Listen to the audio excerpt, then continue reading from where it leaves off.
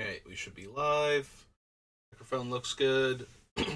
Okay, so every time a new Magic set comes out, I do this thing that has worked for me for a while now, where I go over all of the cards in the set, not individually, but looking for very specific subsets of cards that have a very high chance of winning the game when the other player does not know about them. Um, the instance, and the flash creatures and the wrath effects are the cards that tend to win players the games the most when the other player doesn't know about them to play around them. So, in the first couple weeks of the set coming out, these are the cards that will very strongly overperform. Um, for like it lasts for like a couple weeks, and everybody gets used to them, and they start seeing the patterns. You leave up this much mana, then you're playing this combat trick most likely, or that's the one you have to be scared of. On this turn, you can Wrath, or the Wrath only hits things within this range. you know, like March of the Machines, you didn't have to worry about a true Wrath until 5, but if you were playing nothing but little creatures, you had to worry about a Wrath on 4 in red. So, and then there was the sideboard Pseudo Wrath against white-green smaller creatures.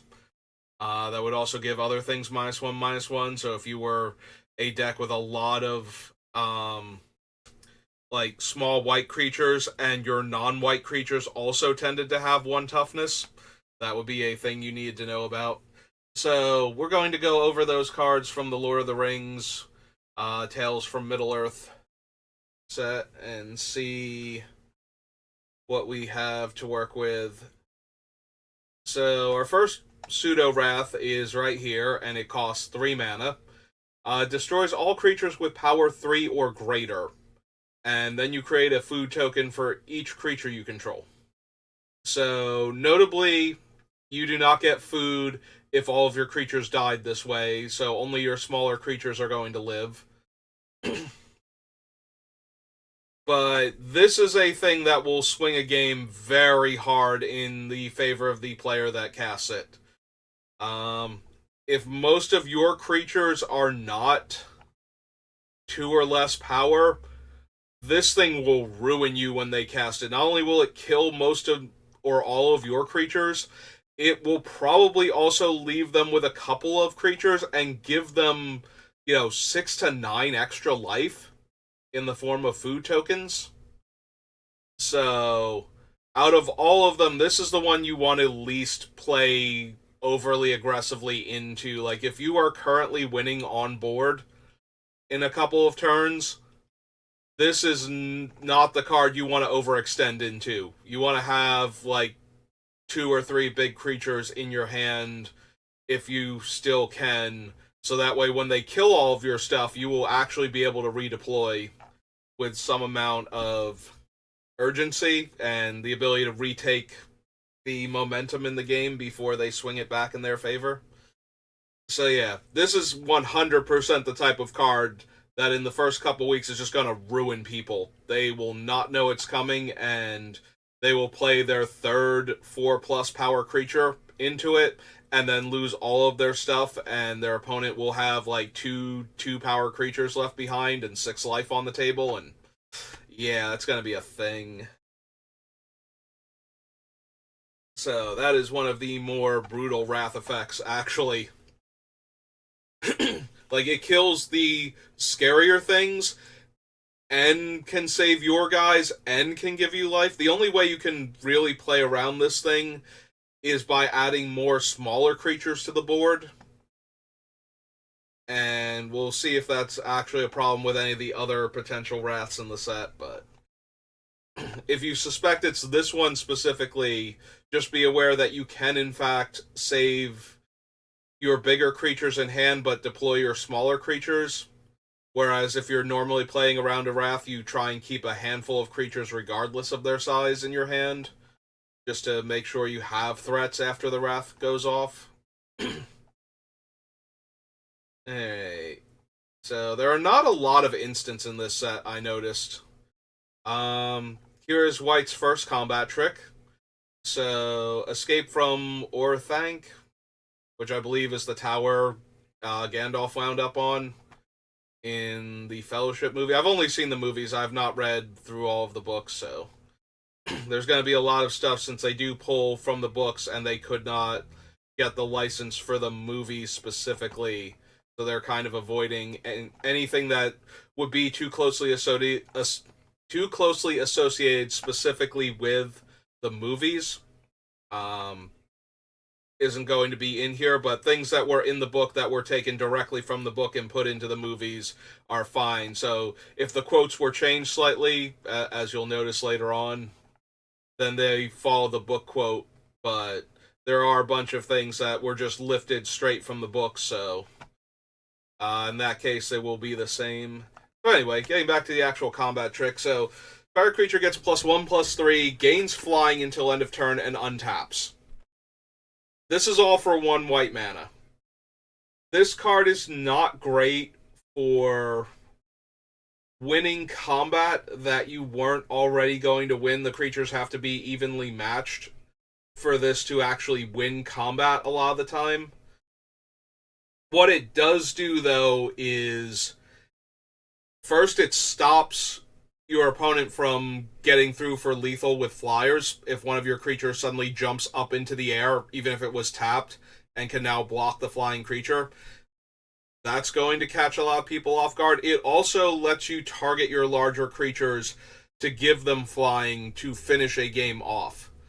So I expect the escape to ambush a lot of players that think they're about to win in the air. I think that's going to be the most common thing for it. It does let you win close combats too. Like, if I attack my 4/4 into your 3/3, this has to be on my radar because your guy suddenly becoming a 4/6 until end of turn gets to eat my 4/4.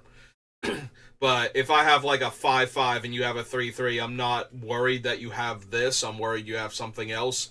So yeah, when the creatures are really close in stats, you have to decide if you would be willing to risk trading your guy for a 1 casting cost instant and a card from your opponent's hand. That's not amazing, but it's pretty easy to play around that aspect of it without getting ruined. Also, be aware of this when your opponent blocks with multiple creatures, that they could suddenly have 3 extra toughness. So order your blockers based on that more often. Like, if your opponent blocks with a 2/2 and a 1/1 on your 5/5, you can put the 2/2 first. But if you have a 4/4 and they do this, okay, so 4/4, you need like a 2/2, 2/2/2s and a 1/1 on your 4/4. You might want to consider trying to kill the 1/1 first if you're not going to definitely trade for the 2/2/2s. If you think this is coming, because then they can't actually save their creature. They're still losing their 1/1 and their combat trick to kill your guy with the multi-block. So yeah, in situations like that where the 3 toughness is more important because you suddenly won't be able to kill all of their things, keep in mind the sudden 3 toughness. And order your blockers accordingly to try and make sure you still kill things in combat. So that way, if they have it, the 1/1 and the 2/2/2s are a bad example because I'm trying to do this off the top of my head, because the 2/2/2s have way more value than the 1/1, and if you put the 1/1 first and they don't have this, it's actually worse for you. But there will be times where your opponent's blocking creatures, if you don't put the ones with lower toughness first, and they have this thing, you will not kill anybody. Like, if you put the 2/2 first, when you've got a 4/4, and they put this on it, you don't kill any of their creatures. It absorbs all of the damage. It takes 4 out of the 5 damage that it needs to die, and you didn't kill anything, and you lost to this 1 mana combat trick. So it's similar to the if the creatures are close, you have to be careful because now you won't kill anything and you will lose your guy. Multi-blocking with this card actually sets up more situations where the math is going to be close. Let's see. Nobody else is a Wrath effect, right? I don't believe so. So this is our first flash creature. It is a mythic, so it's a little bit less likely that you need to play around him specifically. But yeah, at 5 mana, Gandalf the White is a 4/5 with flash. And most of his other game text beyond that probably doesn't matter much for the purposes of what we're talking about. What matters is for 5 mana, he can come out and eat a 4/4 at instant speed in the middle of combat. And that will catch players off guard and probably kill them way more than his other effects will. Just losing, your 3/3 or 4/4 to him suddenly coming down and just knocking them out of combat from left field is probably more damaging. Now, granted, his other abilities are still relevant, and it's really terrifying if they cast him on like turn 8 or 9 and then can flash in another legendary creature after that and then go to blocks. So, he is a mythic, but that's going to happen. So, if the answer to why your opponent hasn't conceded yet is Gandalf would absolutely ruin you here, just be aware of that. Sometimes you do still have to go for it. Like, if they don't have Gandalf, they still have something else going on that's going to kill you in a turn or two. But if you can play around it while still keeping pressure on them and winning the game, yeah, I would advise that. Just be aware of his existence. Our second instant, so this is Hobbit Sting. Deals X damage to target creature, where X is the number of creatures you control plus the number of foods you control. So a lot of times this will be an instant speed removal spell. Fortunately, you do get the benefit of knowing what its upward damage limit is most of the time. There aren't a lot of flash hobbits or I'm sorry, yeah, not a lot of flash creatures at all in the set. I'm thinking hobbits because of the name, but there aren't a lot of flash creatures in the set, and there aren't a lot of instants that make food. So there are a few though. So you might get surprised by an extra couple points of damage if they have enough mana to also cast this. Most of the time, this is going to be a combat trick, but you do have to be aware of it if you're going to do something like double blocking. You don't want to lose one of your creatures and then have the other one get eaten. So instant speed removal spells set that up way too conveniently. So just be aware of this one. Like I said, you do know how much damage it can deal most of the time when you do this. So if your opponent has like 2 creatures and a food, and you're double blocking 4/4s on like a 6/6, then you know you're relatively safe. Like, you might lose both of your creatures to this and the other creature, but you're not going to like get one of your 4/4s killed most of the time. Just be aware of some of the other flash cards in the set that the opponent could have to change those numbers. But for the most part, it's just going to be a removal spell. It's going to kill one of your guys, so if you can not play into it, then you're doing okay. Giving the opponent the 2-for-1. This is another 2-for-1 potential, similar to that. So this one tucks the card back into the opponent's deck. Of note, this can only target non-land historic permanents. So if you're double blocking with legendary creatures, that's a problem, or a legendary and a non-legendary. But if both of your creatures aren't legendary and you double block, then you don't have to worry about this one specifically. Other than that, it's a removal spell. It will get rid of one of your creatures temporarily. Also of note, the Ring Bearer effect in this set does make the creature that you choose legendary. So your creature could count as a historic card even if it's not printed on there that it's legendary.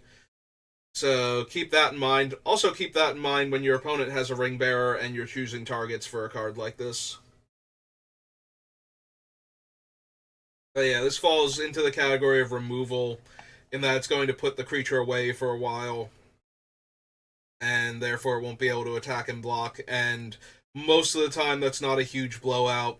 During combat, when you assign blockers, blocking on a trampling creature or double blocking on a big guy, this is where this card gets really dangerous, and you have to be aware of it. It is double white, so that's a little harder to leave up, especially when you're playing on Arena, when your opponent's like auto taps and they leave up exactly 2 white. You have to worry about that, especially if it went through a lot of trouble to tap them out of their other colors in order to do that. But aside from abusing the arena tells, just knowing that your opponent's leaving up 2 white for this thing can help a lot. It narrows down what it's likely to be. The downside to that is if they know that too, and they're holding up one of the other 2 mana white spells, then they're camouflaging it as being this one. Although, as we'll see, a lot of the other white spells are in that same category, so it doesn't really matter if they're camouflaging it, you're still playing around the same things. Anyway, Reprieve is Remand in white. It is a color-shifted remand. So the big thing about Reprieve is the tempo effect of it. If you tap out all of your mana to cast a spell, and your opponent taps 2 mana and makes it so that spell doesn't happen that turn, and they draw a card, that can be a huge tempo swing if they're already ahead on board. So the only real way to play around a card like Reprieve is if you have multiple smaller spells and one big spell that you can cast, and you think it's Reprieve. If you cast the multiple little spells, they have the choice of either spending their mana to deny you that card. You cast the first one, either they reprieve it and you have to cast it again, or they reprieve the second one, and then you either can't cast that one again, or you can, maybe, but that's probably not going to be a big deal then. Assuming that you can't, like, you bait them into casting the reprieve, because if they let you cast 4 mana worth of spells and do nothing, and didn't spend some of their mana, the the tempo that they're getting from casting Reprieve is diminished every time that happens. It can still be pretty detrimental when you cast that 6-drop, but if you have a board state and you're not just getting absolutely ruined on board with their attacking creatures, like you have blockers, you can hold them off for a little while, then that will buy you enough time that the Reprieve doesn't just lock you out of the game at that point. Like, you go to cast your 6-drop, they reprieve it, and then they attack you for 8, and now you're on 7, and if they have another thing for your 6-drop again, you just die. And if you deploy the other 2 threats, they're not, like, they're trading in combat now, and you're still taking damage. Yeah, it starts to look really bad for you at that point. So, Reprieve, if you can double spell instead of single spell when you think they have Reprieve, it's usually better to do that. Sometimes you just have to run into it, though. It doesn't stop your spell, it's the tempo that it gives them for making you tap out on your one turn and not actually accomplish anything. And lets them draw a card, too. Like, Reprieve is incredibly brutal. So is Remand, if you ever played against it. Alright, so Sam has Flash. He is only a 2/1, so most of the time, if Sam comes down before blockers have been declared, he's coming down to trade with a creature, and that's usually not a huge deal, but sometimes it can be. If you're attacking with a bunch of lethal threats and you're going to get through for that last 2 points of damage, Sam will actually stop that and trade with one of your 2/2s. So that is a thing. He is more concerning, though, for his second ability, which is when he enters the battlefield, you choose up to one target permanent card in your graveyard that was put there from the battlefield this turn and return it to your hand. And then you get the effect of the ring tempting you, which can also put some things on your ring bearer that your opponent might not have been ready for. So one of the things on the ring bearer is destroying creatures that here, I'm gonna duplicate tab so I can pull up the notes for the thing so we can look at, there it is. We can look at the ring and its total effects. So it's true, it becomes blocked. They would have to sacrifice the creature, so they would know that. What they might not know, though, is if you're going to get that one.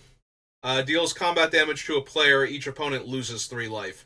So suddenly getting to the last effect on the ring is actually the relevant one. Okay. I thought the other one was a death touch straight up. I did not realize it was a trigger that happened at end of combat. I thought it was just at end of combat you destroyed any creatures that blocked or were blocked by your ring bearer. Oh no, it just becomes blocked too.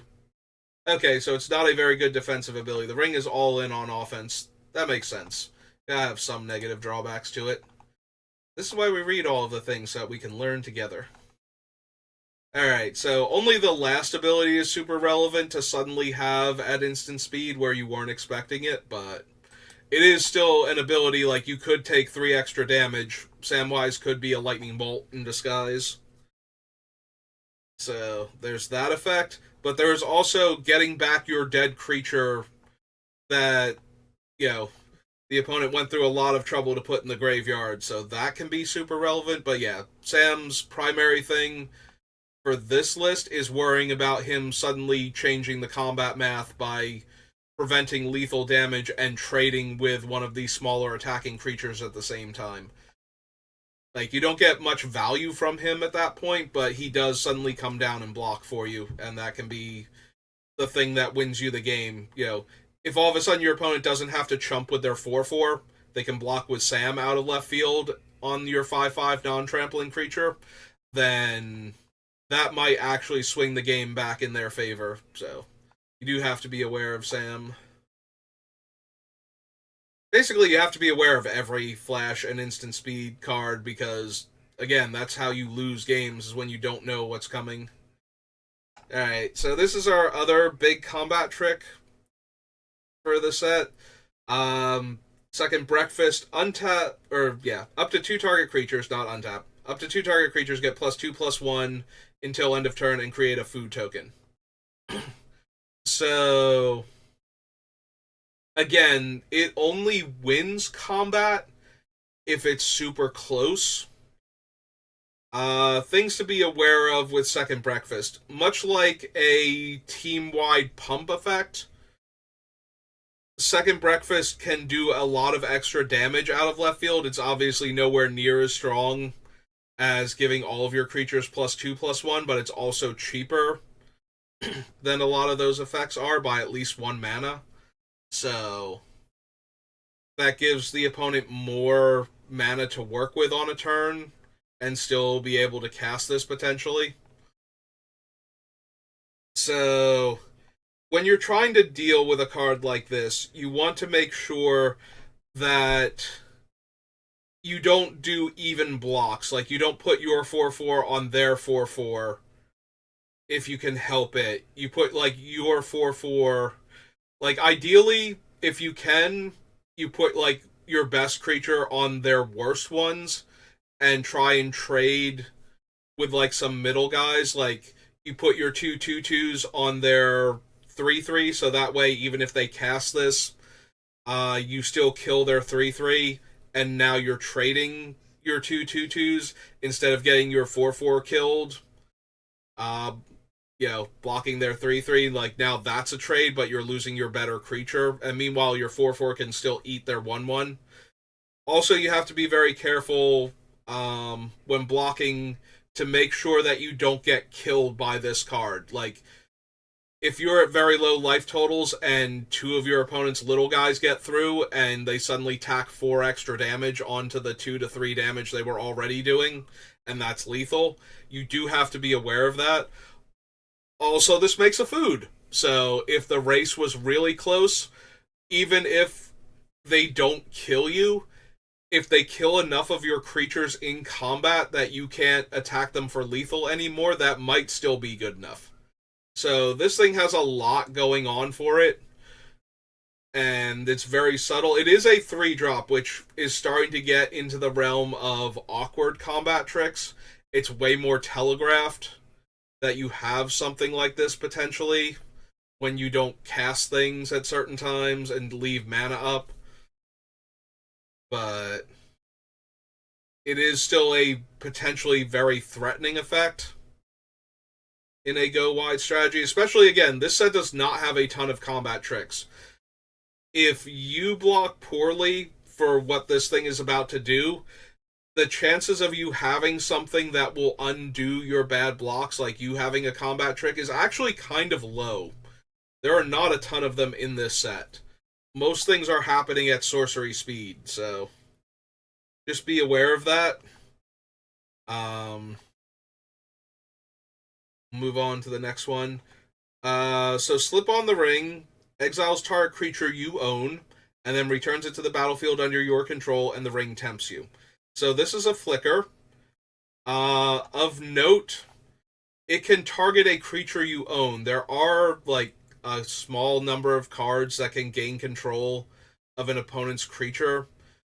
There's at least one Sower of Temptation that's based on its power, like it can't steal a creature with higher power than it. And I believe there's at least one Threaten in the set also. So this thing can undo that if you're using one of those cards and your opponent is in white.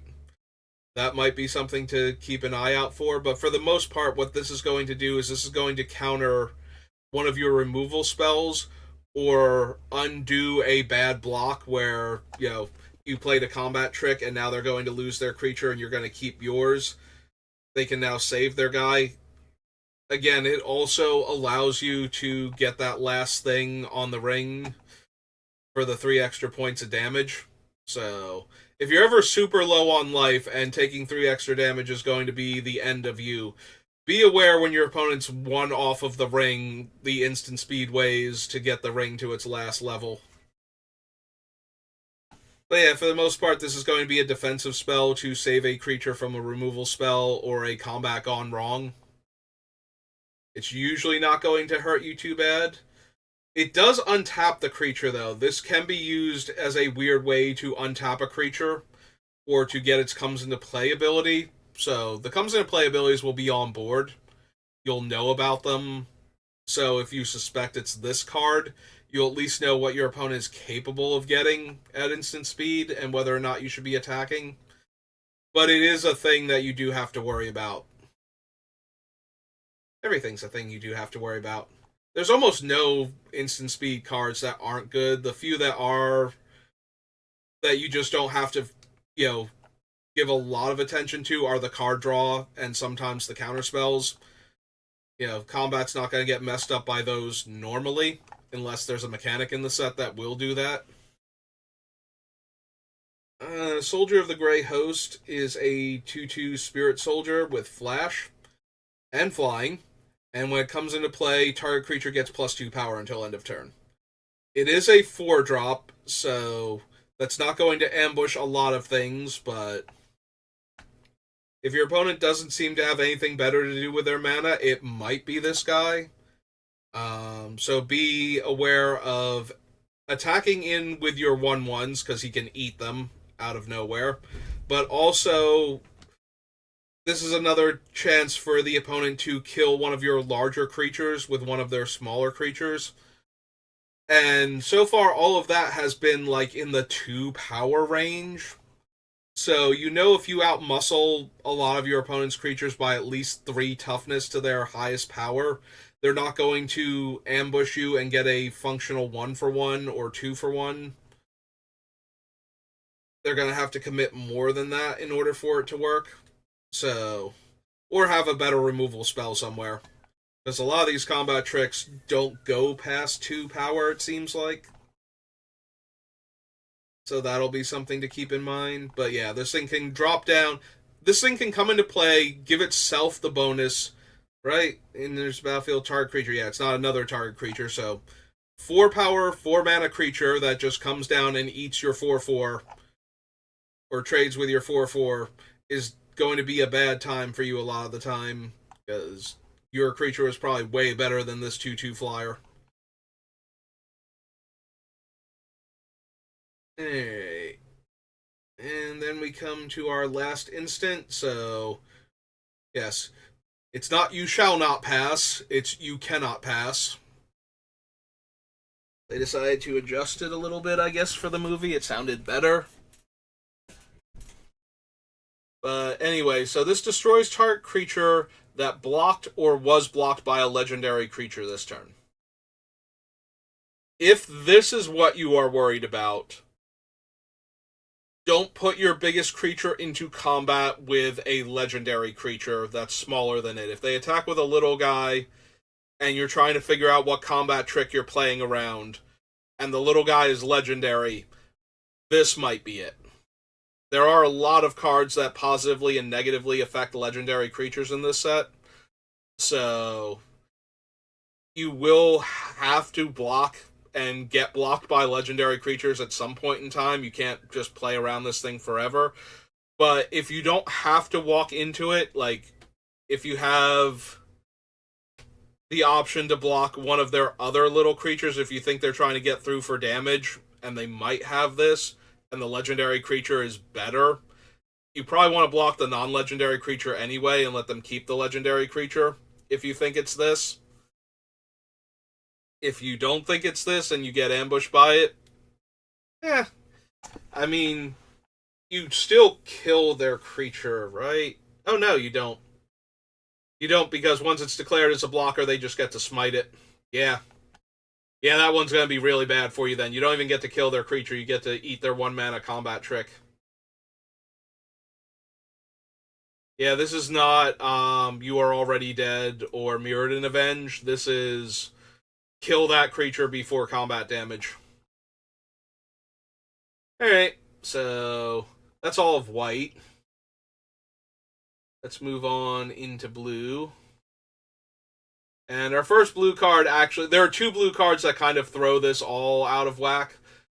Gandalf a little bit in the white section, but he's a mythic at least. There's a rare and an uncommon that are here to mess with all of this. So the rare is here, and it's Born Upon a Wind. So you may cast spells as though they had flash. Draw a card. So until end of turn, all of your sorceries, all of your creatures, your sagas, your artifacts, everything is a combat trick now. This is a major problem because once this one happens, everything is valid. And it's really hard to play around everything, even like the everything where you just have to know what things they can cast with their current amount of mana, and they don't have, way too much, like they only have 3 or 4. That's still every single creature and sorcery and enchantment with lower casting cost and artifact. It just can happen now. So if your opponent has a bunch of mana open in blue, they could have this, and things are just going to go badly for you. Like, your attacks are going to go bad, your blocks are going to go bad, things are just going to pop out of nowhere and ruin your day, because even if you're playing around the raw stats of the cards, their comes into play effects might be the thing that messes with you, or they might just have sorceries that now function as instants and ruin combat for you. So there's like basically every other card in the set suddenly becomes relevant that we're not going over. So this one is a problem. It's a rare, and it requires a 2-mana investment up front, and requires that they have relevant cards in their hand to use it with. So it's not the end of the world, but if they have that going on for them, if they have like 4 cards in their hand and this is one of them, and they have like 6 mana in play, you might be in a lot of trouble in the middle of combat, and it's really hard to play around this thing because you don't know what you're playing around. It's contingent on everything else in their hand. So Unless you have looked at their hand and seen some of the cards, you have no idea what they are actually capable of following this up with. And yeah, that's pretty much it. Born Upon the Wind is one of those things. It will be very dependent on what they have. Born Upon the Wind might not actually be that much of a problem in limited after a couple weeks, because trying to get the right cards into your hand and this and ambush the opponent all at the same time is too much setup cost. But you are definitely going to lose to this card at some point in the first couple weeks if you run into a person playing with it. Like, they're just going to be able to do so much that you can't anticipate after that, and that they shouldn't have been able to do beforehand. Your best hope at that point is that you are playing around the things that they're going to be doing anyway. They're just doing them with like creatures that didn't have flash or sorceries or something, instead of the instants and flash creatures you were playing around. All right. So Council's Deliberation is just straight up a card draw.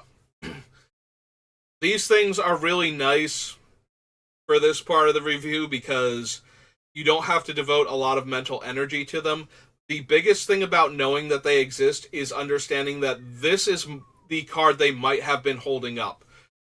If you ever watch people play Limited and they go, I wonder what they're planning on doing, and then at the end of the turn they cast something like this, it's like, oh, they were just holding that up the whole time.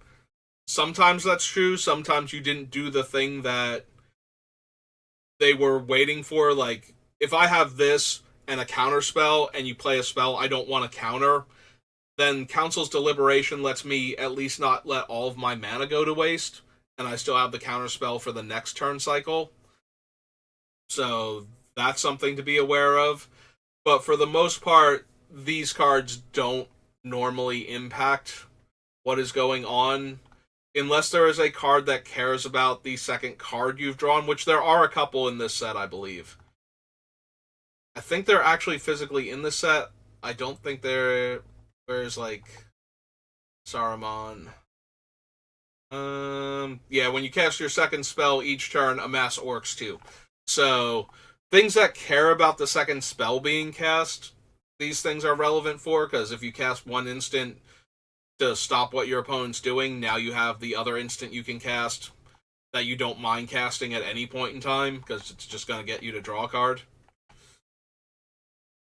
But those are fewer and far between, and you'll see them on board at least. Like, you'll know that the spell itself that cares about double spelling is in play, so you'll know that at least.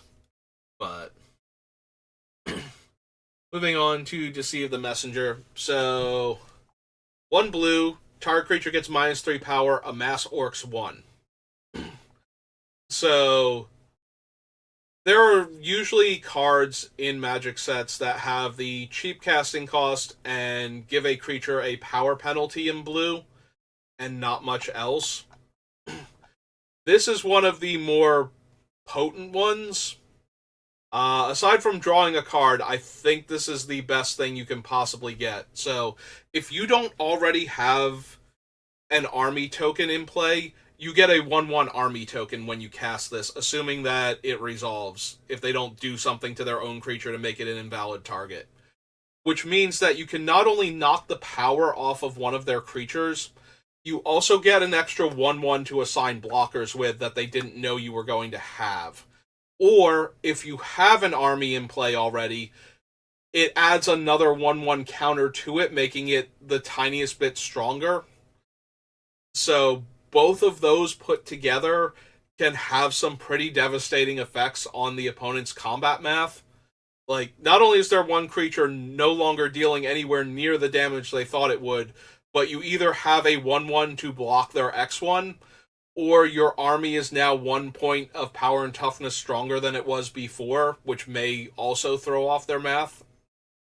So, this is another one that's potentially very potent for the mana investment, but it's not going to be a blowout all of the time. If you know what you're playing around. So, being aware that your big creature isn't going to deal as much damage as you thought it might, and that your little creatures might wind up in combat with a 1/1, or like your 2/2s are attacking into a 2/2 army that's already on board, this is going to be really bad because one of your guys is not getting through for damage anymore and the other one's getting eaten. So, again, just something to be aware of. It's not like super powerful, but it's way more potent than it looks like it is because of that. Alright, now we get to the card that I have the hardest time evaluating. So, Dreadful as the Storm is the variant on make a creature's base power and toughness these numbers and maybe do something else. It costs 3 mana, the base power and toughness is 5/5, and the something else is the ring tempts you. So, the extra value from the ring tempting you will be dependent on how many ways you have to make the ring tempting you. The actual function of this card, so there's a couple things about this set. First of all, there is a base 0/0 token, just like there was in the last set. And if you recall, giving your base 0/0 token 4/3, and then adding in all of the +1/+1 counters on it can suddenly swing a game way more dramatically. Also, there was Tetsuko in the last set, so making your 1 power creature get through unblocked and before damage, growing it to a 4 power creature was very relevant. This one is not quite that, because we don't have any ways to make smaller creatures unblockable. It will work on the army token, though. Like, if your army has 5 counters on it, this will make that army suddenly a 10/10. So, that's something to keep in mind. Most of the time, though, it's going to let your smaller creature win a combat with a medium-sized creature. So, if that's the thing you're worried about, be careful of getting your 4/4s into combat with things. It is 3 mana, though. This is one of the more expensive versions of this trick, but it is also one of the larger creatures I've seen.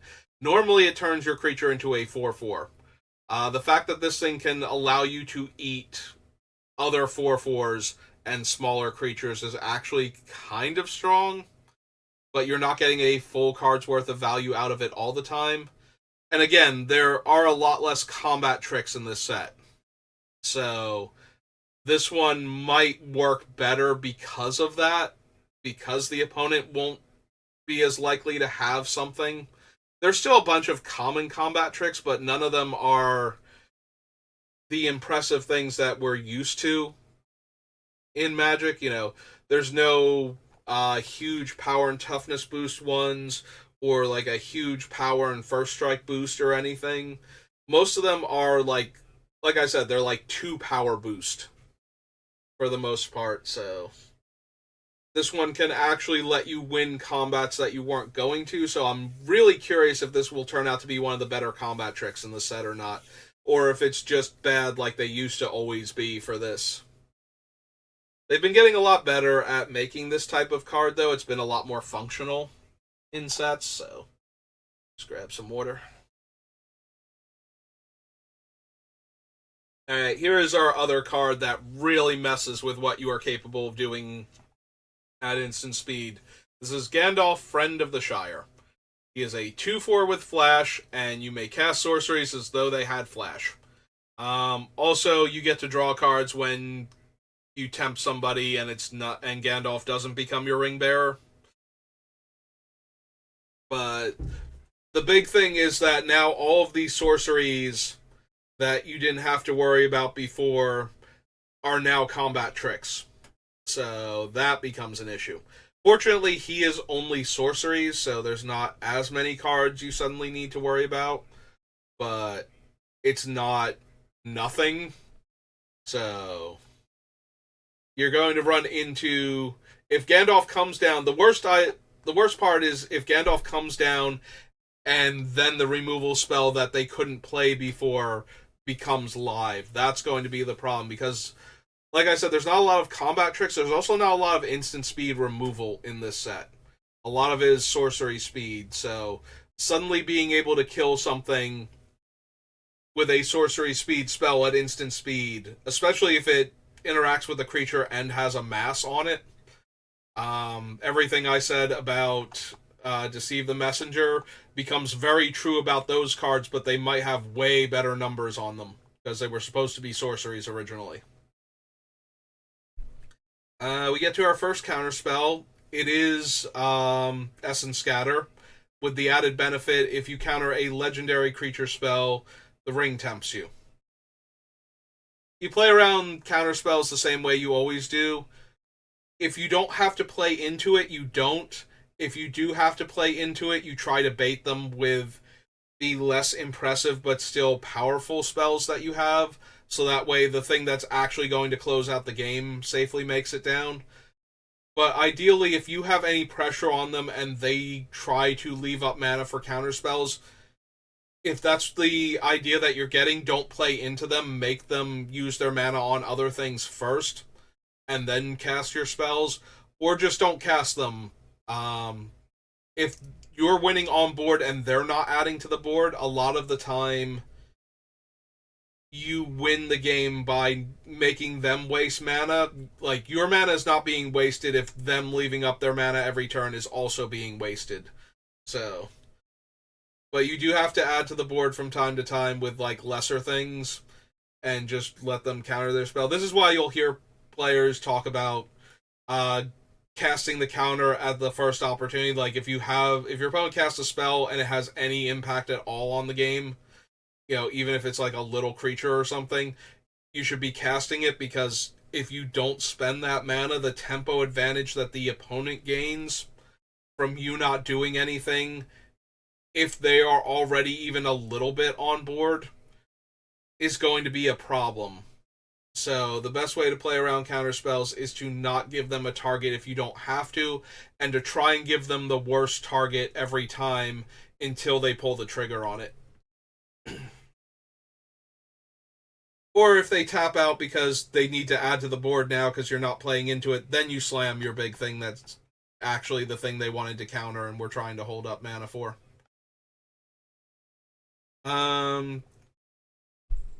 Greyhaven's Navigator is a 3-mana 3/2 with Flash. When it enters the battlefield, it scries 1. So, in addition to being able to jump out and kill a 3/3, or eat a 1/1 or something, or a 1/2, there are also a lot of cards in this set that care if you scry and do things if you scry. So, including, like, change combat math, like put counters on your guys and whatnot. So, this is actually scarier for its ability to interact with those cards than it is for just being a 3-mana 3/2 flash. So, when your opponent has cards that care if they scry, being aware of the instant speed scry effects is very important, because there's at least one that puts a +1/+1 counter on each creature up to the number of cards you looked at. So being able to throw, an extra 1/1 counter on one of your guys is going to be super relevant. Also, she's a valid target for that because she has to have come into play in order to scry, so she could be a 4/3 and now eating a 2/2 or trading for a 4/4 for 3 mana and giving your opponent a scry on top of that. We have our next scry card. So, again, it's card draw. If your opponent doesn't have any of the things that care when they scry, then it's just card draw, and that's what they've been leaving up. Actually, I suppose it's not just card draw. It does tap the creature. So, but tapping the creature is only relevant as you're going into combat, or at the end of your turn so that they can untap and attack with creatures. Because this does not stun anything, they're not getting any extra turns out of it. It's still just a tap effect a lot of the time. The scry is probably more dangerous most of the time with what the other cards can do when you scry, so. To the point where I kind of forgot it even tapped a creature. Like, I was way more concerned with the scry trigger than anything else. And those are all on board. So, the biggest thing the knots can do is tap your creature at the end of the turn where you thought you were going to have an extra blocker. So if that's going to mess up your combat math, you do have to be as aware of the tap effect as you do the onboard scries. In fact, if they don't have any onboard scries, the tap now becomes the more relevant part. Isolation at Orthanc is the instant speed version of Temporal Cleansing. This one can only hit a creature, and they don't have the option of putting it on the bottom, but it does a lot of the same things that card did. Most notably, and this is going to be important in a set like this, there are not usually a lot of cards that pacify, and there aren't a lot of cards that bounce in sets where one of the main things is a token army. You know, either an actual, like, spread out, go wide strategy. You get a lot more token hate in those sets, but when it's one large token, the way it is with the army creatures in this set, you will not see a ton of bounce that can hit those. The fact that this one can is actually super relevant. We'll see the other bounce spell that can't hit token creatures in a little bit. But that is a thing that happens. You will not see pacifisms, and you will see very few bounce spells because the army is such a relevant creature in the limited format that they don't want there to be an easy answer to it in the limited format like that. If there is a card like that, it usually goes higher up in rarity and or much higher up in casting cost, which is why this 4-drop is the thing that can interact with the army and not the cheaper one that we'll see in a little bit. So that is something to keep in mind, but this is, again, a functional removal spell, much like the other card that can put a legendary thing or a historic card of some, one of the 3 historic types back into the deck, the creature being the most relevant one. This one can also do that, and in that way it functions like a removal spell. The only downside is that it's not great against creatures with really good comes into play abilities, but yeah, you do what you have to. So when you double block, if they have 4 mana up, this might be the thing that they're leaning on. Or it could be like the other things that we've already seen, like making one of their guys a 5/5 if you order wrong. Yeah, this set has, like, a lot of its interaction is really, really bad for multi-blocking. But there's also not a lot of it to begin with, so sometimes if you're trading 2 mediocre creatures for their combat trick, that might be worth it more so than it normally is, because you can still then deploy your larger creature and now they've used their combat trick. But you do have to have the larger creature to deploy, so keep that in mind when deciding whether or not you want to bait out the removal spell or combat trick now versus later. Press the Enemy is a rare, and it's a weird one. So it returns a spell or non-land permanent an opponent controls to owner's hand. Then you may cast an instant or sorcery spell with equal or lesser mana value from your hand without paying the casting cost. So it undoes what your opponent is doing, and if you have something cheap enough, you can also cast that as well. Notably, you cast it during the resolution of this spell, so sorceries do get put on the table for this effect the same way they would with Gandalf before. Yeah, I forgot that this one was also going to be a thing where it's letting you cast sorceries at instant speed. It does require a target, but that's not that hard because it bounces permanents or counter spells. The spell goes back to the caster's hand, but similar to the reprieve above, the tempo from that is the bigger hit. And this one, unfortunately, does not let you play around it as well, because now they can just bounce one of your other permanents to set you back instead. I don't know if this is actually going to be a particularly good card. It has a lot of potential, though, and I'm definitely going to run it when I'm playing blue and see if it works out as well as it looks like it should. The fact that you can bounce permanents is a huge deal. Like I said, you'll notice that this is a rare. So this is our second card that can interact with an army and get rid of the entire army at once. And it's a 4-drop rare that can do that. And if you use it on the army, it actually diminishes the other function of it. So there is that. Yeah, this one is super hard to play around because it still has the option to bounce a creature, so it can still get the tempo advantage that way. I guess ideally you want them to bounce your creature and not do anything else with the other effect. Like if they don't have anything, if you can force them to bounce a low casting cost creature so they can't get a second spell for free, because the nightmare scenario is that they bounce your bigger guy and then get to free roll a cheap removal spell on one of your other creatures, and now you don't have creatures anymore. And you're wide open for an attack, but it is a rare. It should do something reasonable at that point, so. Another thing to be aware of, so that way if you can, you don't get absolutely destroyed by it, you only get badly injured by it. Okay, so this is another weird one, because normally when you have these type of cards, it's just how do you play around counter spells? And the answer is the same way you always do, and the same way I was explaining before.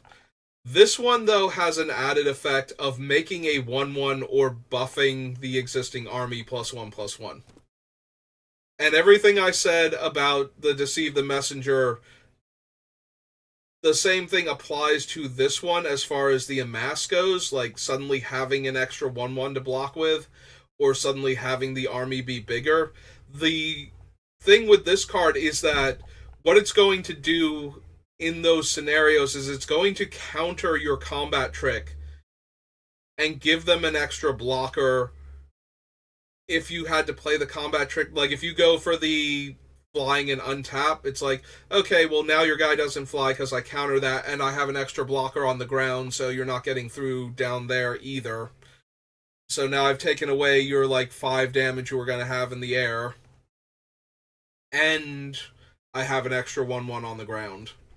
Or they're going to counter your combat trick mid-combat while they have an army out, and if the army actually grows like the 1 power and toughness more that it needed to survive, as opposed to trade, that's going to ruin you. So being aware of this thing is more about being aware of the size of the army and how it can potentially fluctuate if you forced your opponent to use their counterspell, because the way you play around this is to not use combat tricks. Because if you don't cast the combat trick, they can't counter it, and their army can't grow. So if the army growing by a power and toughness becomes an issue, not playing the combat trick and letting a trade happen becomes more relevant in the face of this card. As a general rule, cancel spells, like 3 mana counter spells, are not good in draft. They're usually much better in sealed, where everybody's going to have bombs and everybody's going to be running the bombs in the colors that they opened. So the trickery is going to have good targets later on. But this set, if it feels slow and grindy enough, this card will actually be played in draft also. And the amass is going to be relevant on it. So you have to take that into account when you're deciding if you're going to try for the combat trick. This one might be a bigger blowout than most of the actual combat tricks, because it straight up negates yours and grows their army or gives them an extra blocker or an extra attacker to attack back with if the race is really close. Alright, so here's our bounce spell that can't hit tokens. So Soothing of Smeagol for 2 mana returns a non-token creature to its owner's hand and the ring tempts you. Again, this falls in the same category as removal has up until this point. It temporarily gets rid of a thing and therefore allows you to win combat in the multi-block scenario. So just be aware of that.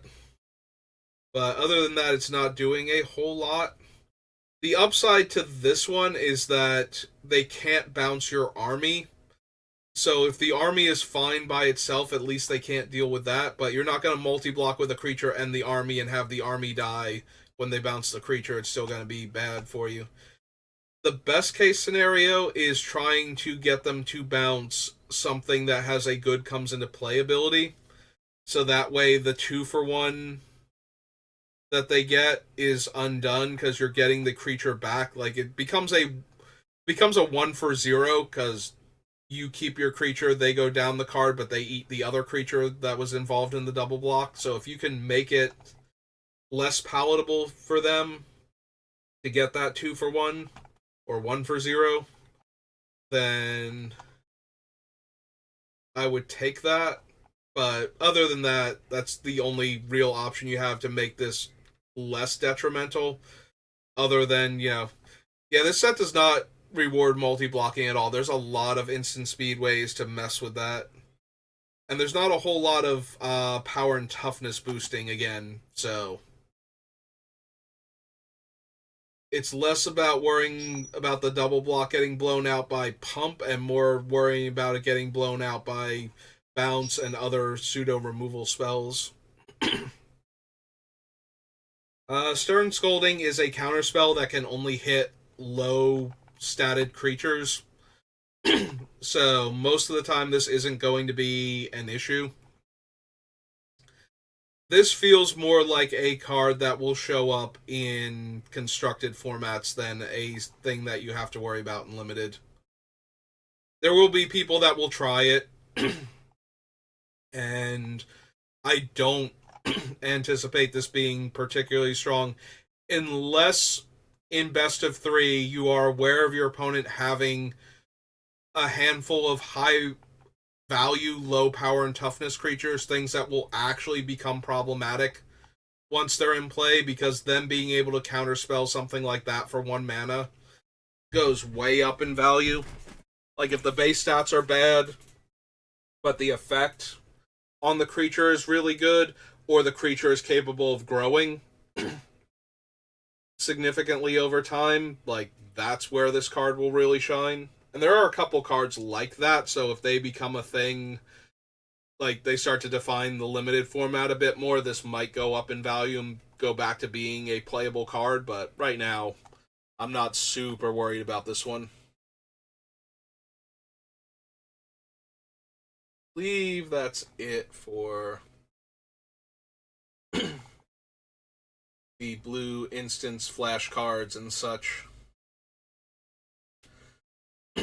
Speaking of Mirrored and Avenged before, so Bitter Downfall is our first black instant, and at black and 3, it destroys a creature and its controller loses 2 life. You can also cast this for a single black, but it can only target a creature that was dealt damage this turn. Excuse me.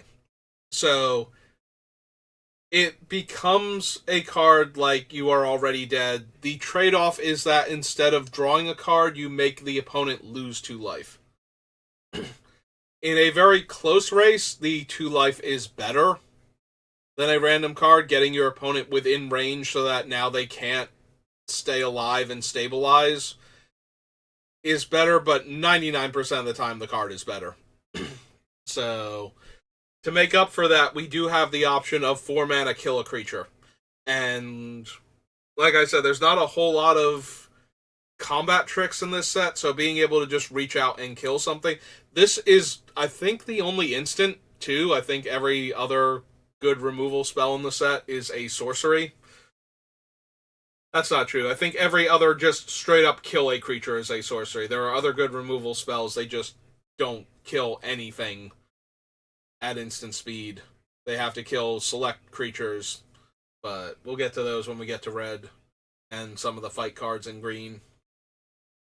But yeah, this is one of the very few instant speed removal spells that just straight up kills any creature regardless of its stats.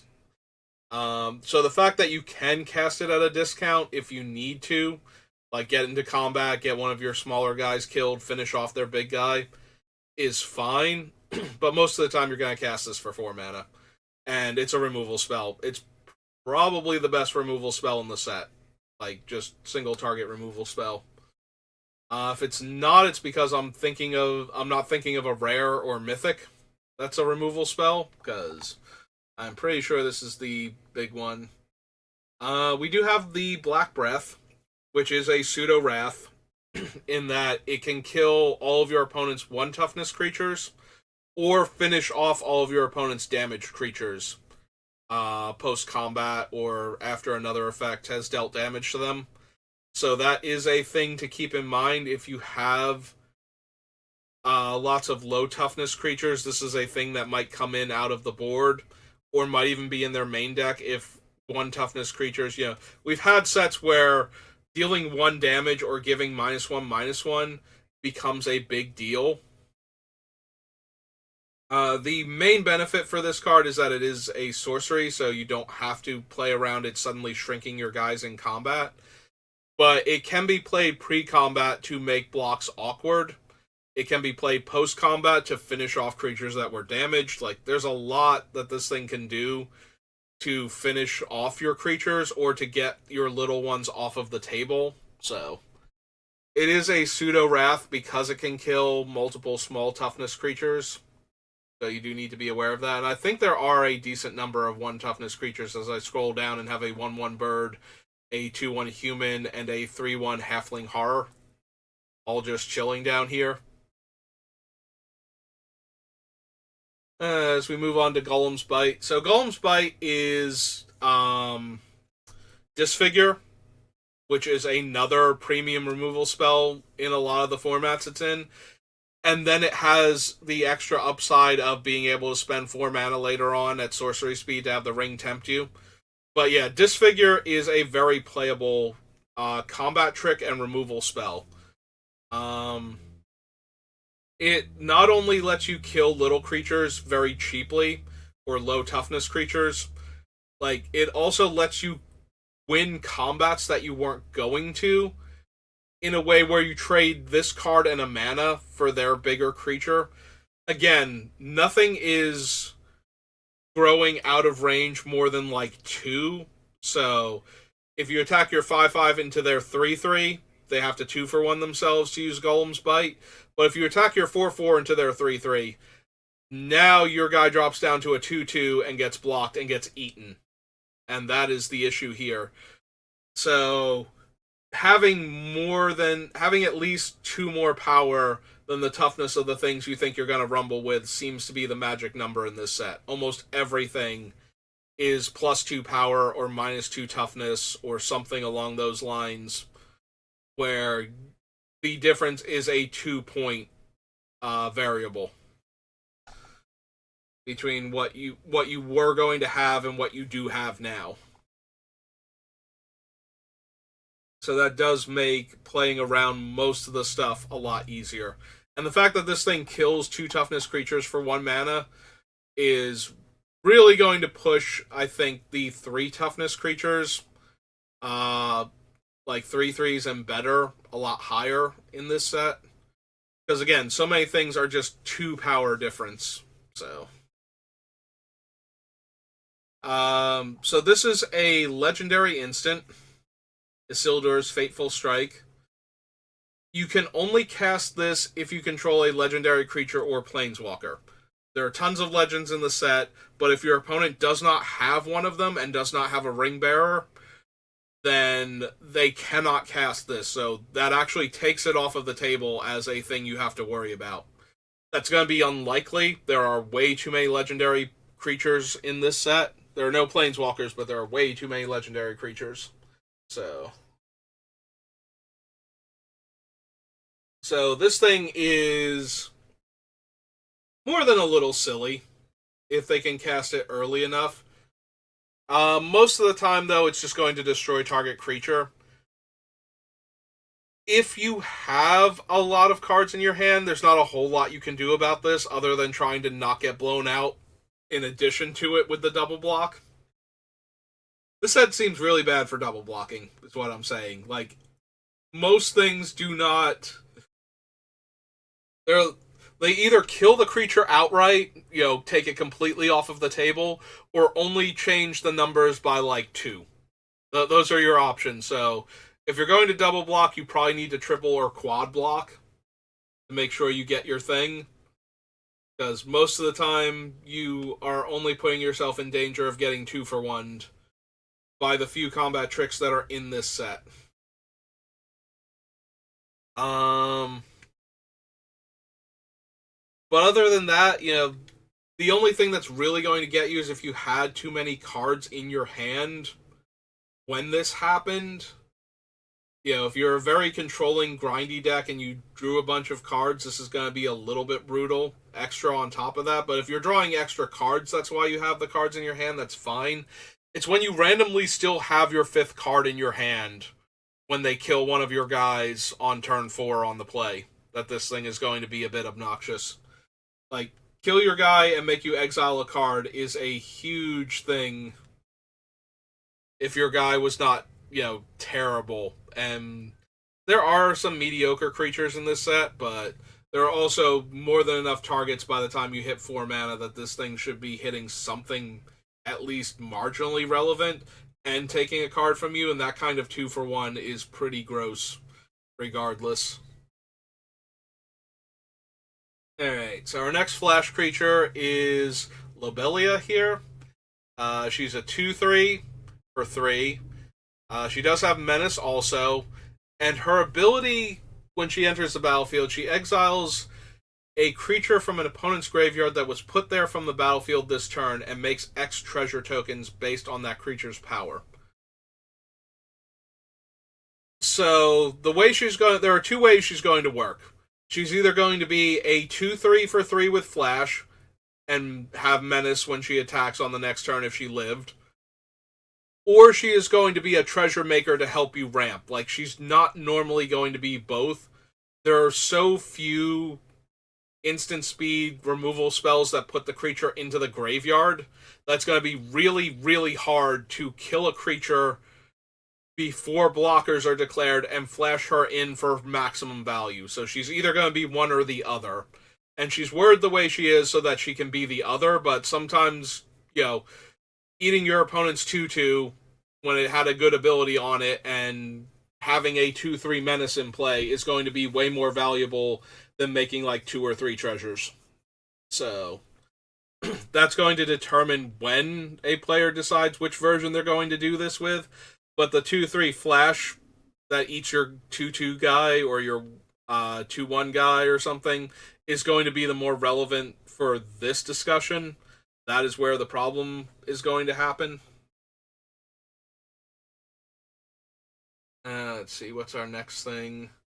Nasty End is a card draw spell that's only really problematic when you are going to kill your opponent's creature anyway.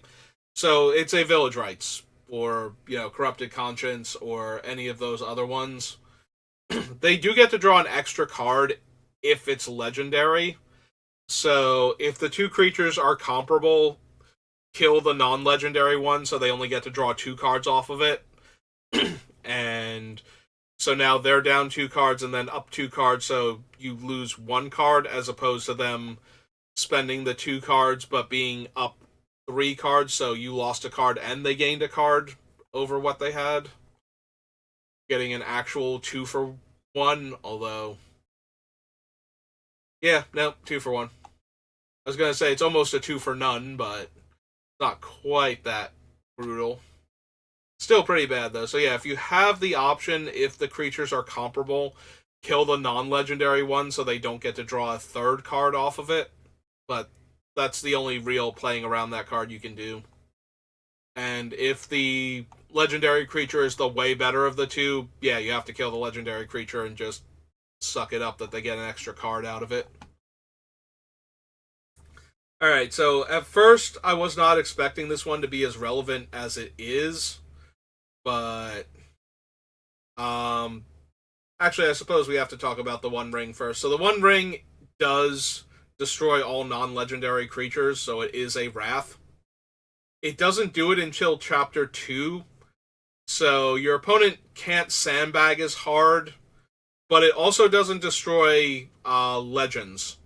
So if your opponent is free to deploy all of their legends, and if they play a bunch of legendary creatures, and you have the choice, you probably want to play your legends over your non-legends first, in case this is the card they are planning on playing, because then it diminishes the value that it gets. Like, if they have nothing but legendary creatures and you only have one or two legends, this thing is going to kill everything of yours, basically, and leave you with, like, one or two creatures and leave all of their stuff alive. So, also, as a fun reminder, your Ring Bearer is legendary, so if you want to save an extra creature, if you think this one's going to come down, but you do get a turn of knowing that. Also, they get to make one of their non-legendaries into a legendary by making it their Ring Bearer with Chapter 1. So, that's another creature that they would get to keep alive. But yeah, it is a Wrath that can't kill legendary creatures, so again, deploy your legends if you think this is the Wrath you're playing around. And you will have a turn to find something else to save your guys, or to, like, throw them in for extra damage because you know they're going to die anyway. But yeah, just don't overcommit your non-legends when you think you're playing against this one. But yeah, the Bowmasters is a card that when I was first thinking about, it's like, I mean, it's a 1/1 for 2, but no, this is actually a problem because even if your opponent hasn't drawn their second card, isn't about to draw their second card for the turn, they still trigger when they come into play. So they can still come down as a 1/1, deal 1 damage to any target, and either grow your army or make a new one that's a 1/1. So even if these things do not get into combat and you're not currently about to draw another card, like your second or third card for the turn, this thing still comes down, still kills one of your 1 toughness creatures, and still gives the opponent a 1/1 orc to work with. So if the math is super close, this one is going to blow you out. Like, if they can block your guy with a 3/3 and block your, like, 2/2 with their 1/1 army, and then cast this guy and ping your 3/3 and kill it, and grow their other guy to trade, like, that's just going to be. And then they get to keep this on top of that. So now if you ever draw an extra card, it gets to do its thing again. Like, that's just dumb. So again, it still falls in the same category. You want to have, like, ideally 3 or more power above their creature and toughness above their creature's power if you can. So that way things like this don't just blow you out.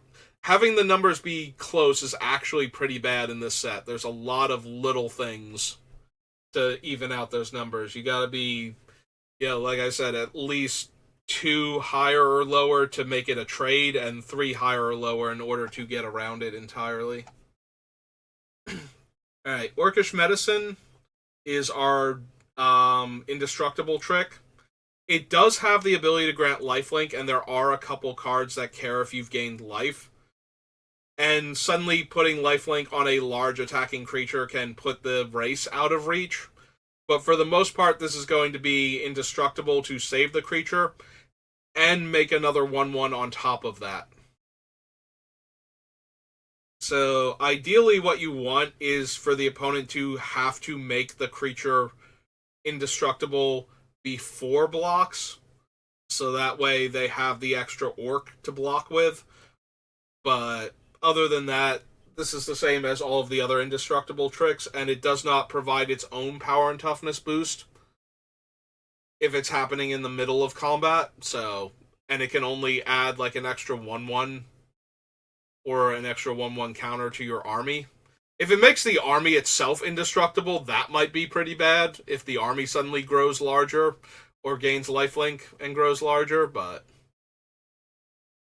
on any other creature, it's the indestructible trick. It's the same way you played around Battlefan last time and all of the similar combat tricks before then.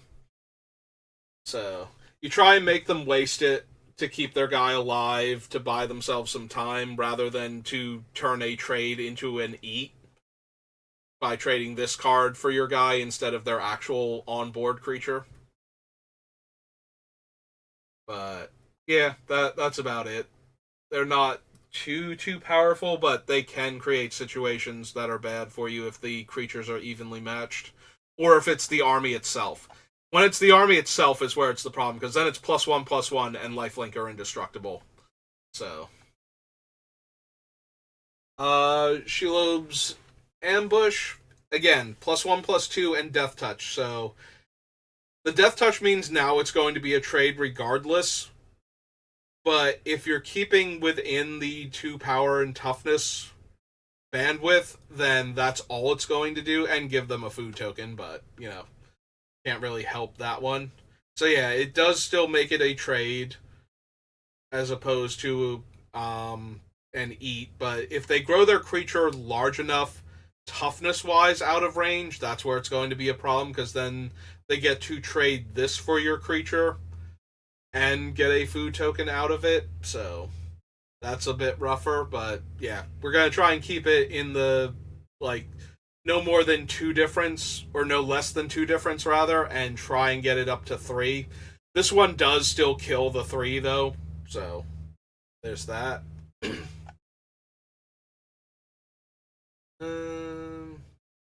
I believe that is it for black. So let's go down into red.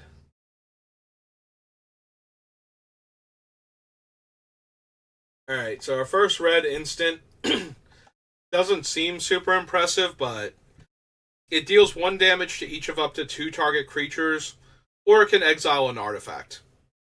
So the exiling the artifact is only really relevant if it's one of the equipment, but there are some very good equipments in this set.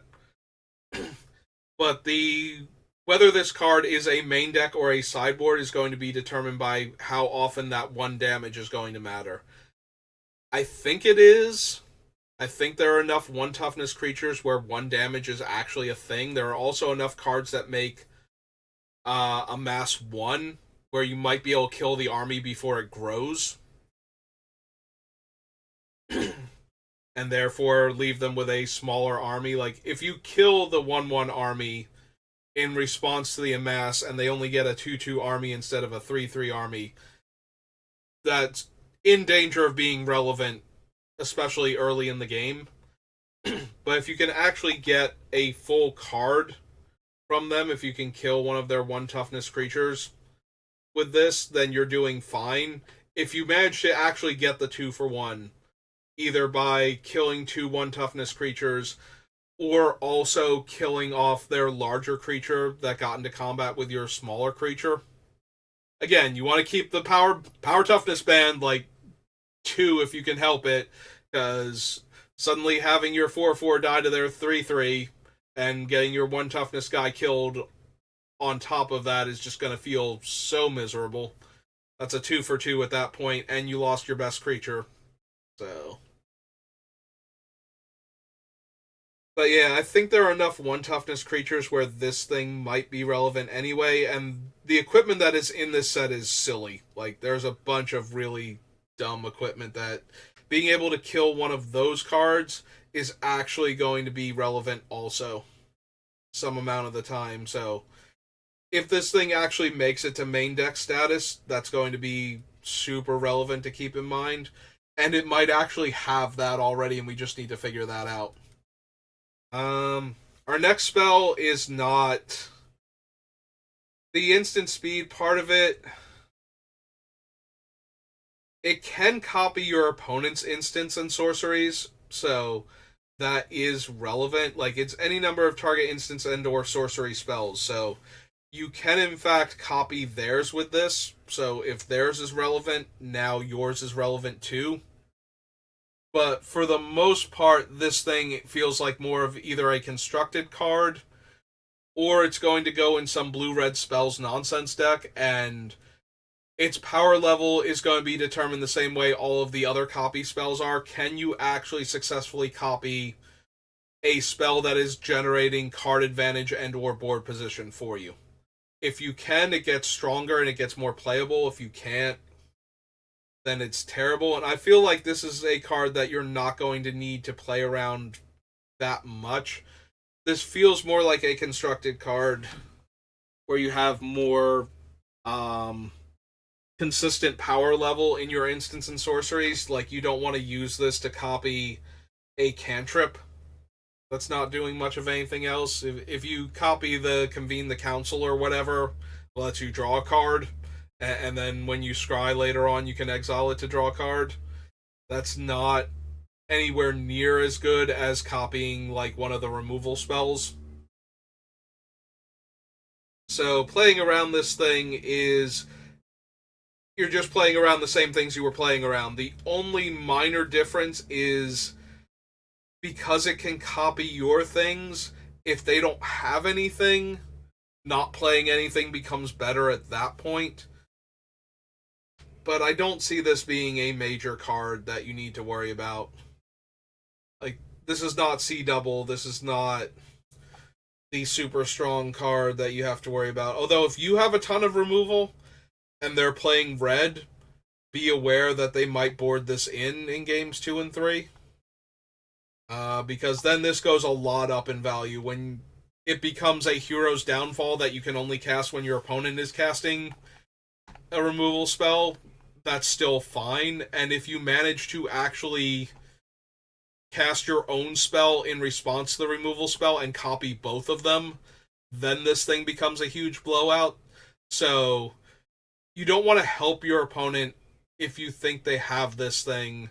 Although it's going to be really hard if you did not see it during the draft. If you saw it during the draft and your opponent's in red and they board in a card going into games 2 and 3 eventually, this might be the card if you're a removal heavy deck, so just be aware of that.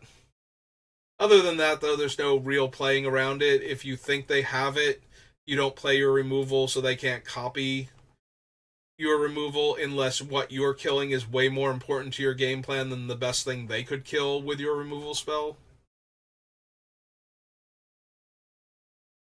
Let's see, what's our next one?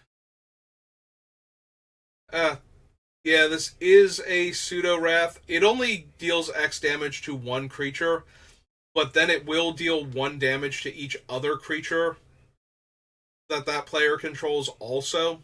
So again, if the things are good against 1 toughness creatures or bringing a creature down to the point where it can get killed because it's in range of this. So the same thing about worrying about 1 damage to your creatures that we had with this one and the -1/-1 effect before applies to this as well. It does also kill a creature with X or less toughness. So there's that. So it can reach out and kill one of your creatures regardless. So that is another thing you do have to be concerned with. What's next? Alright, so here's one of the very few combat tricks that actually grows the creature more than 2 power. And it still only grows them 2 toughness. So if you're within the band still, you're still trading for their creature, even though theirs is getting an extra point of power. So everything I said before still applies. Same thing here that we had going on with the other cards. Let's see. Nope, no wraths here. Alright, so this one falls into a similar category as the Village Rites variant that we had before, in that if you point a removal spell at one of their creatures or suddenly are about to win combat, they might have this and they might kill one of your creatures to make up for that. That being said, they still need an artifact or creature to sacrifice. If they have food tokens or treasure tokens lying around and they're red, this thing goes way up in value because now it's just losing, a minor token in order to deal 4 damage. So at that point, it's a removal spell. It falls into the same category as all the other ones that we've been looking at. So when I say it's a removal spell, double blocking. Don't do that. And other than that, it's 4 damage. Also, you do have to be a little leery of this one if you're going to go to 4 with the way you've declared blockers, because now they can sacrifice one of the creatures that you blocked that's not trampling over for damage. But yeah, it's a removal spell. It does removal spell things, and you play around them the same way you play around every single other removal spell. And that if you think it's going to kill one of your guys, you don't double block, and if you need to, you try to bait it out by trying to get them to kill something less relevant than the really good thing that you're going to be sad when they kill because they didn't spend their removal spell on like your 3/3 or something. So here's your 5/4 with cool abilities. Rush the Room. So gives a creature +1 power and first strike for 1 red mana. And if that creature is a goblin or orc, it gains haste. So if the opponent is giving haste, it's no longer a combat trick. It's a pump effect that is very clearly broadcast. The problem is that it doubles as a combat trick, in that it's 1 red, it gives power and first strike. So that 2 power band, that's still a thing, because you can't get blown out by this if 1 power first strike is not going to be enough. You can't get blown out by this one by itself. They need to have something else. So this is the other contender for best removal spell. This is our good red removal spell. So it deals 3 damage to a target creature, and that creature loses indestructible, and if that creature would die this turn, exile it instead. So it's 2 mana, 3 damage. It's your lightning bolt variant, and it's very, very playable and limited. And it's a removal spell. You know, it can only kill things with 3 or less toughness unless they get 2 for 1, but other than that, it's a removal spell. All the things I said before continue to apply.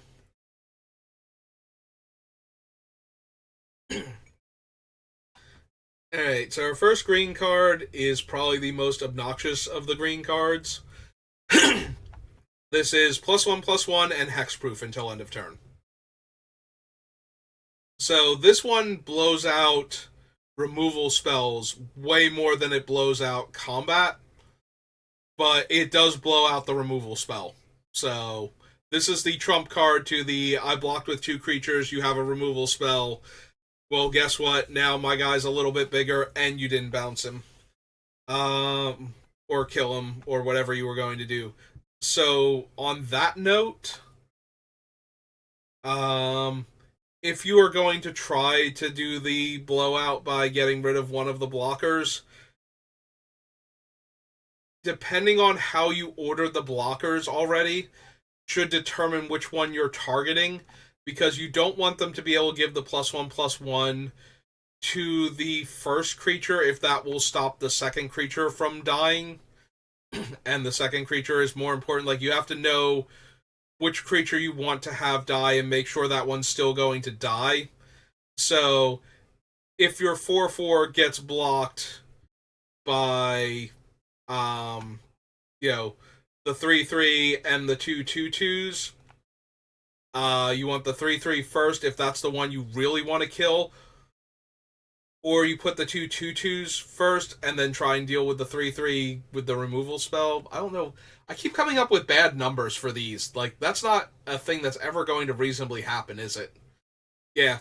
The important thing is you have to put the creature that if you fail to bounce or fail to kill the one creature, the +1/+1 on it does not become super relevant to the combat. That's how you have to do it. I'm bad at coming up with examples because the math does not work out and it's never anything realistic that's going to happen. Because I'm trying to think of like small numbers and they're only off by like this much. But yeah, so let's say it's a 1/1, a 2/2, and a 3/3. If you're going to bounce the 3/3 anyway, you want it towards the back so it becoming a 4/4 against your large creature doesn't become relevant. Like, it doesn't fail to kill multiple creatures now. Unless you really, really want to make sure you kill that one and you're willing to accept that you won't kill the smaller creature now. But yeah, if the 1/1 was actually something super relevant, you don't want it to live. You don't want to go 3/3/1/1 in this weird scenario. I don't know. Like I said, I can't come up with good numbers to demonstrate it, but you know what I'm talking about. You don't want to have it fail and have the creature suddenly be a bit bigger and make that ruin your combat even worse. So make sure you organize it based on if the one were to live through your non-damage removal spell. If it's a damage-based removal spell, you have to worry about all of the other pump effects too. But this one is the only one where it's suddenly, oh, my removal spell failed, and there's an extra creature still blocking, and it has an extra power and toughness now. Like, you don't want to get completely ruined by that, so you do have to be aware of it. I know you guys have Flash, right? Alright, so Entish Restoration is a variant on the spell Harrow, which has its own variant in one of the Zendikar sets, where the lands come into play tap now, whereas Harrow they did not. But you sacrifice a land, you search your library for up to 2 basic land cards, put them onto the battlefield tapped and shuffle. If you control a creature with a power 4 or greater, instead search for 3 and put them onto the battlefield tapped and shuffle. So this one is not a combat trick, except when it is, and there is one exception for where it is a combat trick, and that is with the red-green version of Aragorn. I think it's his Strider nom de plume that he's using for that one. But it does have landfall, and it does become a combat trick if their creatures suddenly are getting power and toughness boosted. But he has to be on board for that, so that's the only time you have to worry about this card. There's like 1 or 2 other landfalls, but they're not like really combat tricks. They're more just like, if you don't have a ring bearer, the ring tempts you. Well, if you don't have a ring bearer, then tempting you with the ring is not going to be an issue most of the time for the extra damage. Like, they have to not have a ring bearer, and they have to be on the last thing for the ring, and then suddenly give their creature not only the last ring bearer buff, but also make it the ring bearer. And it's still an onboard trick that you would know about if that's how you're going to die, is by taking 3 extra damage. So yeah, all of the tricks with this thing are on board because they have to be in play to care for landfall. So now we get to one of the ugliest tricks to have to play around.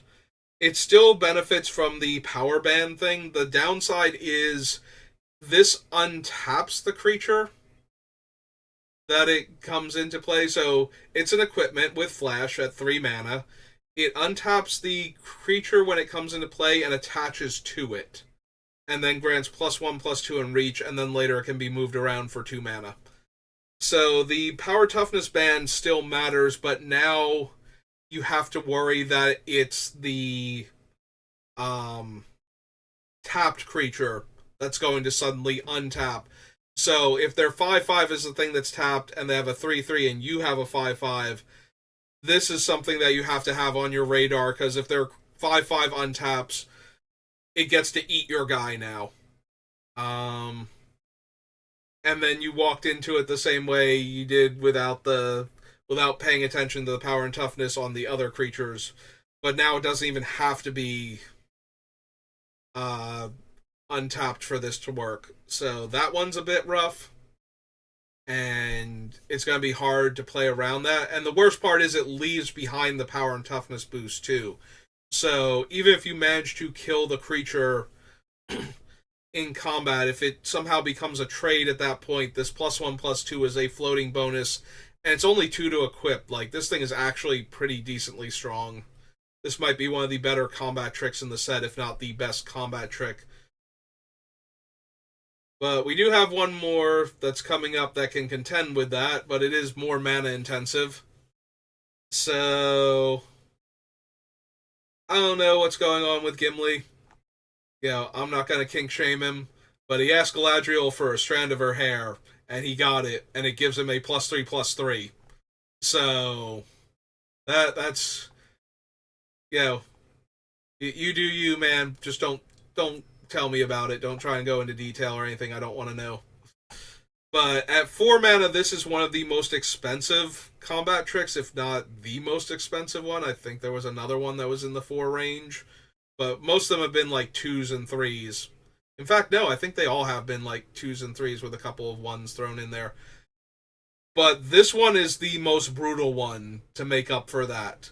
So when it comes in, it scries 2, and the power and toughness boost is actually 3/3, so it actually gets the creature out of that 2 power and toughness difference band that was keeping you safe from all of the other combat tricks.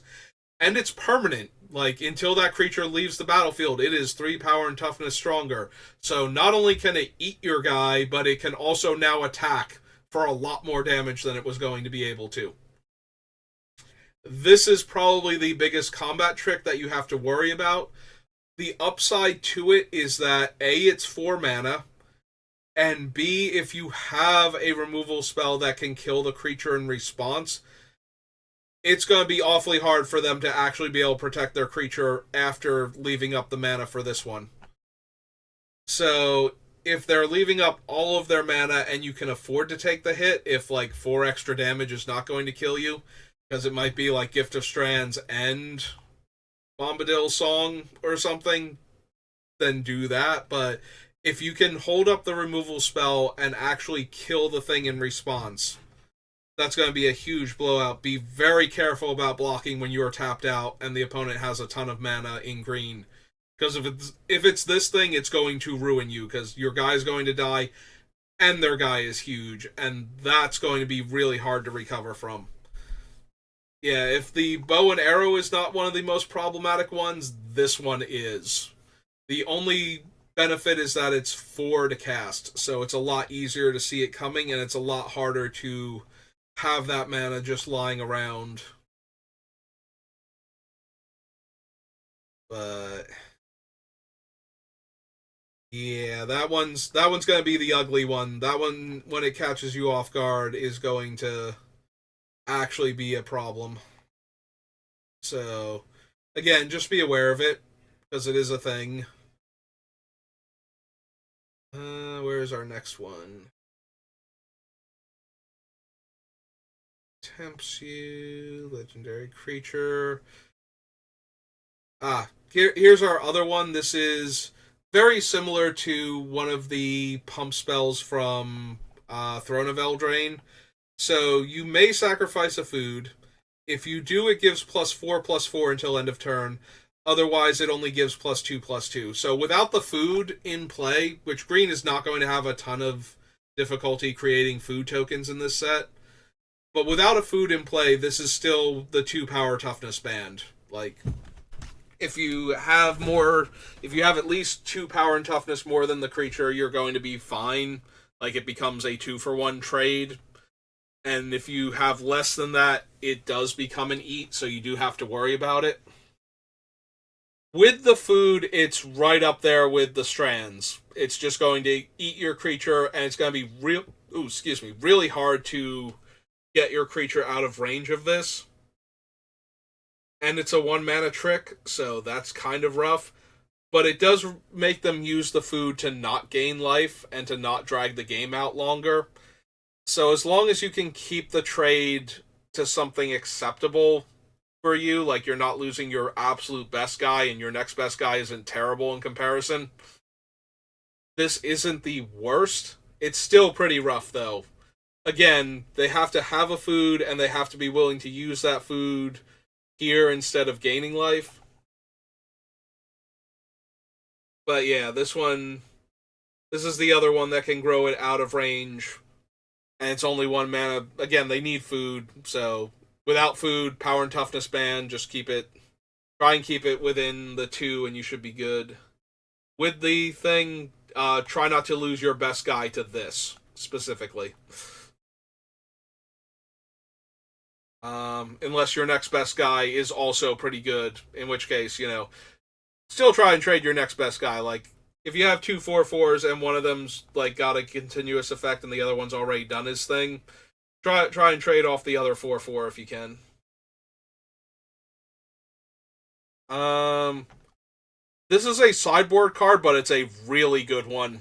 Um, this is the same effect as the other ones of it, and they tacked on a scry for good measure. In a set where scrying is relevant and scrying can be a thing. Um, Artifact destruction for the equipment, creature destruction for a flying creature, because there are a bunch of like mid-sized flying creatures in this set. And for good measure, being able to kill one of these super powerful enchantments, and you get to scry one. So, playing around this one, if you're counting on the flyer to kill your opponent, especially if it's game 2 or 3, you do have to have this on your radar. Like, don't leave yourself dead on board if the flyer suddenly fell out of the sky and into your graveyard. Same thing goes with equipment. If you suddenly lost the equipment, how bad would this be for you? And just take that into account before making your decisions on attacking and blocking. But other than that, it's a removal spell. You play around. It's got limitations on what it can remove, but it's still a removal spell at the end of the day. It's either going to kill your flyer or it's going to kill your... I don't think there are any artifact creatures in this set. We can double check that. But it's probably going to kill the flyer or a piece of equipment which allows you to win combat. So it's a removal spell for a flyer or a combat trick against an equipped creature. And there are some decently powerful enchantments. So this thing might even be main deckable. Like, this could very easily be a main deck card in this set, even in best of one. Because there are a lot of birds to make up for the fact that there aren't a lot of naturally flying creatures in the Lord of the Rings. There are a couple of them, but, they had to start adding stuff in to make sure there were enough flyers to break up combat and make sure it doesn't get bogged down too often. So, there are enough flyers, and there are some very powerful artifacts and enchantments, so this might actually be a main deck card. So you might have to worry about it in game 1 also. So our fight card is 3 full mana, and it does not give a power and toughness boost. So that one's a bit rough as far as... It is a punch. It does not actually make the creatures fight, but there's no power and toughness boost. It costs 3 mana, and the only extra thing you're getting out of it is a food token. So playing around this one is a lot easier than playing around the other fight cards. And as we'll see, there's a red-green one that's a bit more rough down here, but... Yeah, this one is just the same as any other fight card, except they already have to be pretty evenly matched for it to be relevant. Or you have to punch them and then block them, which, again, exposes the 2-for-1 with any of the combat tricks. Alright, so we got a whole bunch of legends here, and none of them have flash. And we just kind of keep scrolling through them until we get down here. So the first one is the Flame of Anor. Anor? Not sure. Anyway,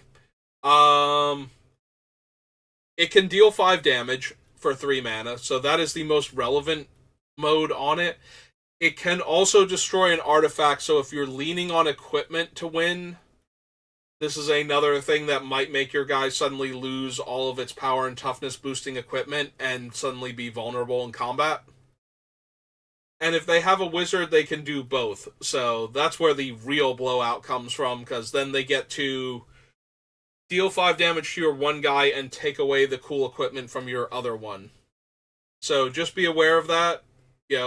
If you have a 5/5 and like a cool creature with equipment, that this is a thing that can happen. It is a rare, so it's not going to come up super often. But if the situation is really that bad, just ask yourself, do I need to block with the equipped creature also? Can I just handle them having to deal 5 damage to my 5/5 and taking the rest of it. So that way, if they'll blow up the equipment if they can, but now you're not losing the equipped creature also while losing one of your better creatures. So Friendly Fire is the fight card that is the problem. Because it's one of their creatures and up to one of their other legendary creatures. So, assuming they have a legendary creature, which is very easy in this set, it's like the band together cards. They both get to punch the creature.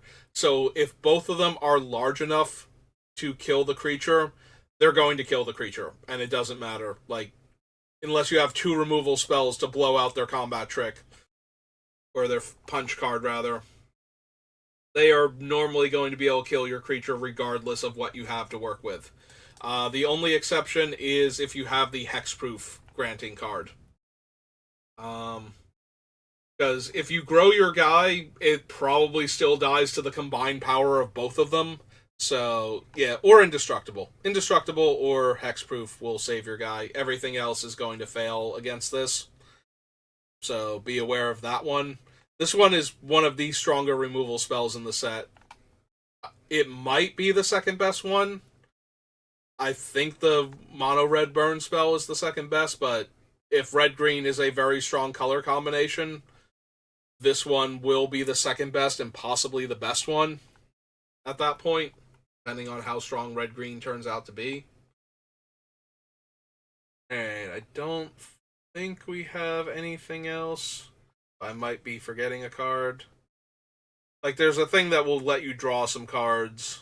Yeah, the Sauron's Ransom lets you get some cards into hand, but it's not doing anything else. Yeah, Strider, Ranger of the North. This is the Aragorn that has landfall, where it's giving +1/+1, and if the creature has power 4 or greater after the bonus, it gains first strike also. So that one's really rough to accidentally run into with the landfall spell, but that's the only one that's doing that. So, and then our last flash card is quite a brutal one in that it leaves itself behind and therefore continues to augment the creature, much like the +3/+3 Aura does, and the +1/+2 in Reach for the equipment. So it has Flash, it grants Indestructible, it's Bilbo's Mithril Coat they gave to Frodo, and it's just, like, the only thing about this that's not an issue is it only attaches to a legendary creature you control when it comes in. So, again, getting into combat with legendaries versus non-legendaries, this is another card that punishes you for choosing the legendary creature if you have to make a choice. So, when in doubt, err on the side of killing the non-legendary creature a lot of the time, unless you need to bait this card out so that you know who's indestructible. But still, baiting this one out doesn't even do that much, because then that creature's indestructible, and then they still have the equipment later on. So, if they want to make something better indestructible, they can move it around. But yeah, to try and avoid that initial, oh no, here's the indestructible spell, my guy lives and your guy dies, try to focus on their non-legendary creatures if you can, because of that. And that should be everything. So yeah, that is the Lord of the Rings set. And those are the cards you most need to be aware of when you go into this set, because it's going to be the things that will ambush you most likely. And I always do this for myself, so I started recording it so that way I could share what I was aware of. And just knowing that the cards are there and what your opponent is capable of doing. Like, even if you can't keep, like, the power band between the two creatures, like the gap at least 2, you know what they can do now. So you know how bad that can potentially go for you and whether or not you want to risk that. Whereas if you just marched right into it and got all of your guys killed by combat tricks, which there were not a ton of in this set, by the way, like both removal and combat tricks at instant speed are very few and far between. So they all kind of go up in value at that point because there are so few of them. Like most of the time you can easily get a +2/+2 combat trick in most sets. This set, there aren't that many of them to begin with. And so the ones that are even kind of good go up in value, I think. So you need to be aware of them. And also you need to be aware that they are that rare. So when you choose to run them, they might actually have a lot more value to you than a combat trick normally would. Like a lot of times when I have a choice between removal and combat tricks, I err on the side of removal, even if the removal's not great. But in this set, if the removal is really not great, I might err on the side of combat tricks because there are so few of them. Opponents might not play around them properly because they're not expecting as many. We'll have to see how the format shakes out. There aren't that many in numbers, but they are still commons on a lot of them, so they will still show up with some regularity. It's just that whereas before there were like 3 or 4 combat tricks in a color, and you could just pass the one and grab the second one, like the second best one out of the combat tricks, on a wheel or something. Now you might not be able to. Like, now when people need a combat trick, they might grab that one, and that might be the only one in the color that you really get a chance to grab. So, just be aware of that. And that will do it for this session. What time is it now? It's getting close to time for me to get ready for Friday Night Magic, so probably not going to be back on to draft anytime soon, but thank you for watching. I hope this has been informative. I do try to go over all of the cards. Last time it was a bit rough because I forgot about one of the legends that had Flash, and I confused one of the legends from the subset reprint for his Flash version. I thought the Raph Capuchin was Raph Capuchin, not Raph Ship's Mage or whatever the other one is called, the 1/3 that can pump your team for 5 mana. So I thought it was the Flash and your historic spells have Flash Raph when I went back to correct myself. So I corrected myself to the wrong thing. So I do try to go, like, I went over all of these cards right before I started recording to make sure I wasn't missing anybody. And I'm pretty sure I've gotten all of them. But in case I did miss one, feel free to go over the list yourself. Make sure there's not anything else you need to worry about. But I think that's everything, and I'm going to call it here. So thank you for watching. Have a good rest of your day, and enjoy the pre-release or the release events or drafting on Arena, whatever you wind up doing. I hope this has been helpful, and I will see you next time.